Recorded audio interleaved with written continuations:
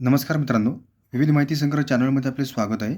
आज आपण जनगणना 2027 याविषयी थोडक्यात माहिती पाहणार आहोत.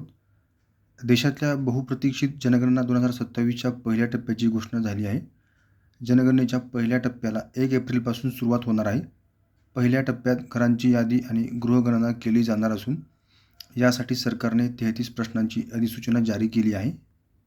प्रत्येक राज्य आणि केंद्रशासित प्रदेशाला 1 एप्रिल ते 30 सप्टेंबर दरम्यान आपल्या सोयीनुसार 30 दिवसांचा कालावधी निवडून ही प्रक्रिया पूर्ण करावी लागणार आहे.